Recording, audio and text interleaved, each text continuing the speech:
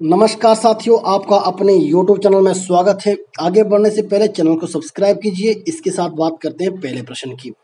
चंबा आदि राज्यों स्थापित किया गया था। आपके पास ऑप्शन है मेरू वर्मन द्वारा, साहिल वर्मन द्वारा, लक्ष्मण वर्मन द्वारा या इनमें से कोई नहीं। सीधा सा मतलब ये है कि जो चंबा रियासत है इसकी स्थापना किसने की थी, तो आपने उत्तर देना है ऑप्शन ए मेरू वर्मन द्वारा। ध्यान दीजिएगा, जब हम मेरू वर्मन की बात करते हैं तो प्रश्न उठता है कि मेरू वर्मन ने चंबा रियासत की स्थापना कब की थी, तो आपने उत्तर देना है 550 ईस्वी में। अब यहाँ पर प्रश्न बनता है कि जो चंबा रियासत के जो वर्मन नाम के राजा थे, क्या ये मूल निवासी चंबा के ही थे? नहीं। तो आपने उत्तर देना है ये कहाँ से आए थे, ये अयोध्या से आए थे। और साथ ही साथ हमें ये भी पता होना चाहिए जो मेरू वर्मन है इन्होंने अपनी राजधानी भरमौर को बनाया था। जैसे आपको पता है भरमौर को हम पहले ब्रह्मपुरा के नाम से भी जानते थे। और अब बात उठती है भाई चंबा शहर की। इससे पहले हमने बात की चंबा रियासत की किसने की स्थापना, जैसे मैंने पहले बताया मेरू वर्मन ने। अब बात उठती है कि चंबा शहर की स्थापना किसने की, तो आपका उत्तर होना चाहिए साहिल वर्मन द्वारा। कब हुई? 920 ईस्वी में। अब ध्यान दीजिएगा, जो साहिल वर्मन है ये चंबा रियासत का एक प्रतापी राजा था और इसकी एक पुत्री थी जिसका नाम रखा चंपावती। इसके नाम पर ही, सीधा सा मतलब है चंपावती के नाम पर ही चंबा शहर का नामकरण हुआ है।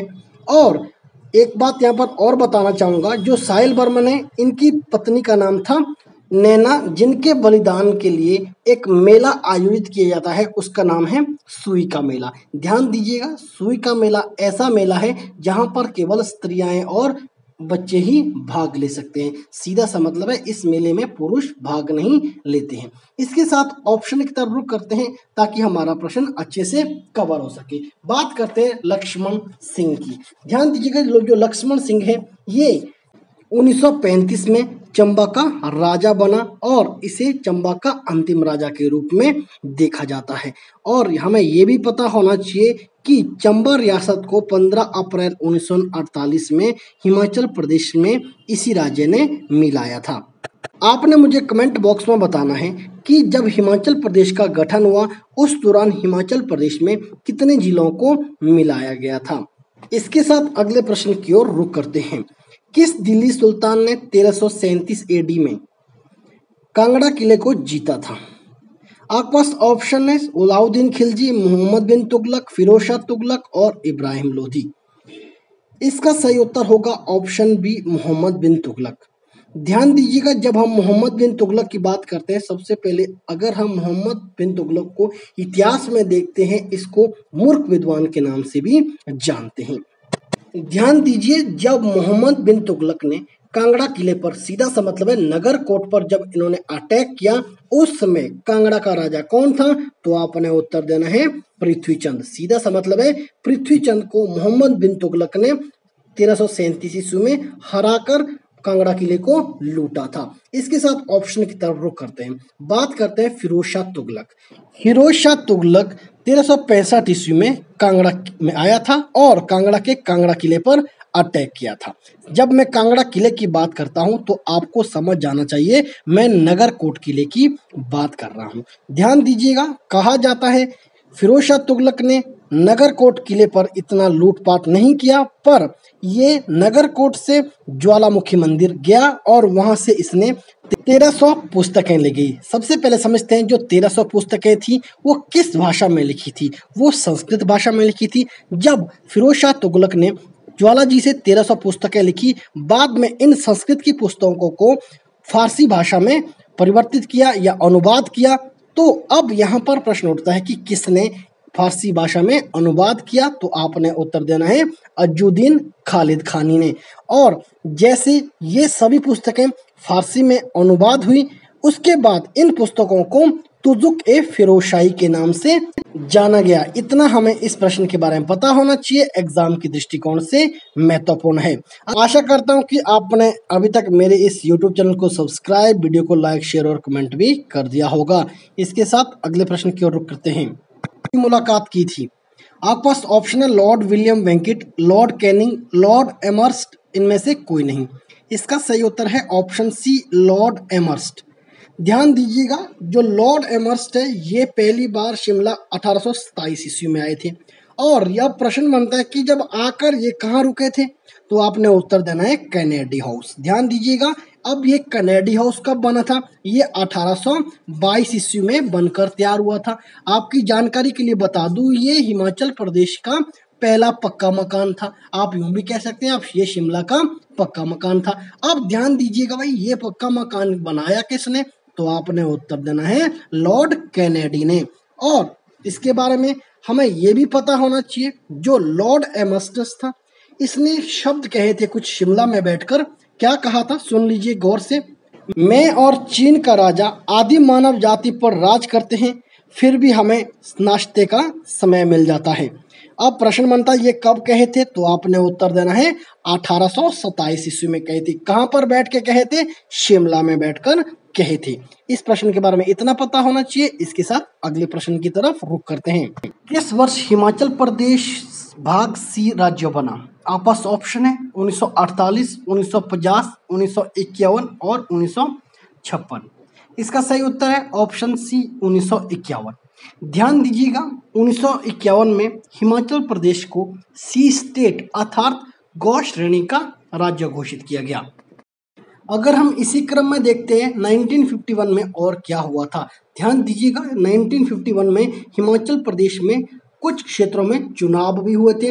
अब यहाँ पर प्रश्न बनता है कि हिमाचल प्रदेश या यूं कहें पूरे भारतवर्ष में आम चुनाव कब हुए थे। उस स्थिति में आपने उत्तर देना है 1952। पर अगर प्रश्न पूछे कि भारत में आम चुनाव कब आरंभ हुए थे, तो आपने उत्तर देना है 1951। इसी क्रम में आगे देखते हैं 1954 में क्या हुआ था। तो ध्यान दीजिएगा, 1954 में बिलासपुर को 5वें जिले के तौर पर हिमाचल प्रदेश में मिलाया गया था। इसके साथ साथ हमें यह भी पता होना चाहिए कि 1956 ईस्वी में हिमाचल प्रदेश को विधानसभा से क्षेत्रीय परिषद में बदला गया। अब ध्यान दीजिए, उस क्षेत्रीय परिषद का अध्यक्ष ठाकुर करम सिंह को बनाया गया था। इसके साथ साथ हमें यह भी पता होना चाहिए कि 1956 में हिमाचल प्रदेश को केंद्र शासित प्रदेश घोषित किया गया था। और अगर मैं बात करूं 1960 की, 1960 में छठे जिले के तौर पर किन्नौर को जोड़ा गया था। इतना हमें इसके बारे में पता होना चाहिए। एग्जाम की दृष्टिकोण से सभी तथ्य महत्वपूर्ण हैं। इसके साथ अगले प्रश्न की तरफ रुख करते हैं। हिमाचल प्रदेश में बनेर जल विद्युत परियोजना की कार्यकारी एजेंसी कौन सी है? आपके पास ऑप्शन है HPSCB, BBMB, NHPC और NTPC। तो ध्यान दीजिएगा, इसका सही उत्तर होगा HPSCB, Himachal Pradesh state electricity board. यहाँ पर थोड़ा सा आपने ध्यान देना है, जो बनेर हाइड्रो प्रोजेक्ट है इसकी कैपेसिटी 12 मेगावाट की है। और अब प्रश्न बनता है कि ये किस नदी पर बनाई गई परियोजना है, तो आपने उत्तर देना है बनेरखड़ पर। अगर इन केस बनेरखड़ ऑप्शन में नहीं होगा, तो उस स्थिति में आपने उत्तर करना है ब्यास नदी पर। इसके साथ ऑप्शन की तरफ रुख करते हैं ताकि हमारा प्रश्न अच्छे से कवर हो सके। बात करते हैं BBMB की। BBMB का मतलब है भाखड़ा ब्यास मैनेजमेंट बोर्ड। अब समझते हैं कि इसके अधीन एग्जाम की दृष्टिकोण से ऐसी कौन कौन सी परियोजना है जो एग्जाम में बार बार पूछी जाती है। जैसे पोंग हाइड्रो प्रोजेक्ट जो 396 मेगावाट है, और देरा हाइड्रो प्रोजेक्ट जिसको 900 मेगावाट माना जाता है, और भाखड़ा हाइड्रो प्रोजेक्ट जिसको 1350 मेगावाट माना जाता है। इसके साथ अगर हम बात करते हैं NHPC की हिमाचल प्रदेश में कुछ महत्वपूर्ण परियोजनाएं हैं जो एग्जाम में बार बार पूछी जाती है। जैसे चमेरा 1, चमेरा 2 और चमेरा 3, ये तीनों परियोजनाएं NHPC के अधीन हैं। अगर हम यहाँ पर बात करते हैं पार्वती हाइड्रो प्रोजेक्ट की, जो पार्वती हाइड्रो प्रोजेक्ट है जो हिमाचल प्रदेश का सबसे बड़ा हाइड्रो प्रोजेक्ट है जिसकी कैपेसिटी 2051 मेगावाट है, ये भी NHPC के अधीन कार्य करता है। इसके साथ बात करते हैं NTPC की। ध्यान दीजिएगा, हिमाचल प्रदेश में एग्जाम की दृष्टिकोण से एकमात्र हाइड्रो प्रोजेक्ट ऐसा है जो NTPC द्वारा निर्मित है। NTPC मतलब नेशनल थर्मल पावर कॉर्पोरेशन। अब ध्यान दीजिए, जो कोल बांध परियोजना है ये आपका बिलासपुर जिले में पड़ता है और इसकी कैपेसिटी 800 मेगावाट है।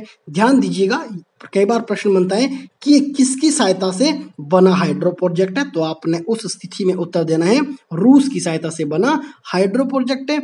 जैसे मैंने पहले कहा, इसकी एग्जीक्यूटिव एजेंसी बोले तो कार्यकारी एजेंसी NTPC है। इस प्रश्न के बारे में हमें इतना पता होना चाहिए। एग्जाम के दृष्टिकोण से सभी तथ्य महत्वपूर्ण हैं। आशा करता हूँ आप वीडियो को एंजॉय कर रहे हैं और अभी तक आपने मेरे इस चैनल को सब्सक्राइब भी कर दिया होगा।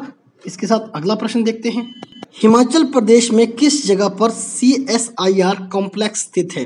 आपके पास ऑप्शन है कसौली, कुफरी, मनाली और पालमपुर। इसका सही उत्तर होगा ऑप्शन डी पालमपुर। इसके साथ सबसे पहले देखते हैं इसकी full form. CSIR council of scientific and industrial research. जब हम पालमपुर की बात करते हैं तो हम कृषि विश्वविद्यालय को कैसे भूल सकते हैं। ध्यान दीजिएगा, इस यूनिवर्सिटी को, इस विश्वविद्यालय को हम श्रवण कुमार, सीधा सा मतलब चौधरी श्रवण कुमार यूनिवर्सिटी के नाम से भी जानते हैं। अब यहाँ पर प्रश्न उठता है कि इस यूनिवर्सिटी की स्थापना कब हुई, तो आपने उत्तर देना है 1978 को। अब साथ ही साथ हमें यह भी पता होना चाहिए कि जब हम कांगड़ा के अंतर्गत पड़ने वाले कुछ क्षेत्रों को देखते हैं, जैसे कि डरोह है ना, जो डरोह क्षेत्र है, यहाँ पर आपने मुझे कमेंट बॉक्स में बताना है कि किस चीज का प्रशिक्षण दिया जाता है। इसके साथ अगले प्रश्न की तरफ रुख करते हैं। Himalayan Wonderland book is written by, आपके पास ऑप्शन है राम राहुल, J हचिसन, रणजौर सिंह और अक्षर सिंह। इसका सही उत्तर होगा ऑप्शन ए राम राहुल। बात करते हैं ऑप्शन की ताकि प्रश्न अच्छे से कवर हो सके। बात करते हैं J हचिसन। इन्होंने एक पुस्तक लिखी थी जिसका नाम है हिस्ट्री ऑफ मंडी स्टेट। इसके साथ साथ बात करते हैं रणजौर सिंह। इन्होंने एक पुस्तक लिखी थी तारीख़-ए-सिरमौर, लिखी थी रणजौर सिंह ने। अंत में अगर मैं बात करता हूं अक्षर सिंह, इन्होंने बिलासपुर की कहानी नामक पुस्तक लिखी थी। आशा करता हूं कि आपको ये वीडियो अच्छी लगी और अगर आपको ये वीडियो सच में अच्छी लगी तो मेरे इस चैनल को सब्सक्राइब कर दीजिए। बार बार कह रहा हूँ ताकि आपको आने वाली वीडियो की नोटिफिकेशन आप तक सबसे आगे पहुंचे। नमस्कार, जय हिंद, जय हिमाचल।